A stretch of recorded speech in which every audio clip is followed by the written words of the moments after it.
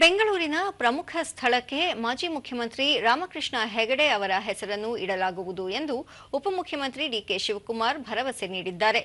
ಕರ್ನಾಟಕ ಚಿತ್ರಕಲಾ ಪರಿಷತ್ತಿನಲ್ಲಿ ನಡೆದ ಮಾಜಿ ಮುಖ್ಯಮಂತ್ರಿ ದಿವಂಗತ ರಾಮಕೃಷ್ಣ ಹೆಗಡೆ ಅವರ 99ನೇ ಜನ್ಮದಿನ ಕಾರ್ಯಕ್ರಮದಲ್ಲಿ ಅವರು ರಾಮಕೃಷ್ಣ ಹೆಗಡೆ ಅವರ ಹೆಸರು ಶಾಶ್ವತವಾಗಿ ಉಳಿದುಕೊಳ್ಳಬೇಕು, ಎಲ್ಲರೊಂದಿಗೆ ಚರ್ಚಿಸಿ ಸೂಕ್ತ ನಿರ್ಧಾರ ತೆಗೆದುಕೊಳ್ಳಲಾಗುವುದು ಎಂದರು.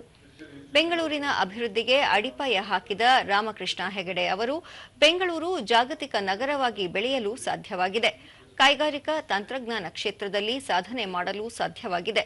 ನಗರಕ್ಕೆ ಕಾವೇರಿ ನೀರಿನ ಸೌಲಭ್ಯ ಕಲ್ಪಿಸಿದ್ದರು ಎಂದರು. ಬೆಂಗಳೂರಿನಲ್ಲಿ ಸಂಪನ್ಮೂಲ ಸೋರಿಕೆ ತಡೆಯಲು ಮುಂದಾಗಿದ್ದು, ಈ ಖಾತಾ ಮೂಲಕ ಎಲ್ಲ ಆಸ್ತಿಗಳ ದಾಖಲೆ ಡಿಜಿಟಲ್ ಮಾಡಲಾಗುತ್ತಿದೆ. ಆ ಮೂಲಕ ಎಲ್ಲವನ್ನೂ ಸುವ್ಯವಸ್ಥೆಯಡಿ ತರಲಾಗುತ್ತಿದೆ ಎಂದರು. ಎಲಿವೇಟೆಡ್ ಫ್ಲೈಓವರ್ ಈಗ ಮೊನ್ನೆ ಕೂಡ ನಾನು ಪ್ರೈಮ್ ಮಿನಿಸ್ಟರ್ ತೋರಿಸಿದ ನಾನು ಬೆಂಗಳೂರಲ್ಲಿ ನಾವೇನು ಮಾಡಿದ್ವಿ ಅಂತ ಯಾಕೆಂದ್ರೆ ಕೆಳಗಡೆ ರೋಡ್ ಇರ್ತದೆ, ಅದ್ರ ಮೇಲೆ ಫ್ಲೈಓವರ್ ಇರ್ತದೆ, ಅದ್ರ ಮೇಲೆ ನಾವು ಮೆಟ್ರೋ ಹೋಗುವಂತ ಒಂದು ಪರಿಸ್ಥಿತಿ ಈಗಾಗಲೇ ಸುಮಾರು 47 ಕಿಲೋಮೀಟರ್ ಫೈನಲೈಸ್ ಮಾಡಿದ್ದೀನಿ. ಅದು ಕೂಡ ಈಗಾಗಲೇ ಆಗ್ತಾ ಇದೆ. ಮೆಟ್ರೋ ಎಕ್ಸ್ಪ್ಯಾಂಡ್ ಮಾಡಕ್ಕೆ ಮಾಡ್ತಾ ಇದ್ದೀನಿ. 112 kilometre we are going with elevated ಇದನ್ನ ಫ್ಲೈಓವರ್ಸ್ ಮಾಡಲಿಕ್ಕೆ, ಹೊಸ ಫ್ಲೈಓವರ್ ಮಾಡಲಿಕ್ಕೆ ಮಾಡ್ತಾ ಇದ್ದೀವಿ. ರಾಮಕೃಷ್ಣ ಹೆಗಡೆ ಅವರಿಂದ ಮರ್ತ್ಬಿಟ್ಟಿದ್ದೀವಿ.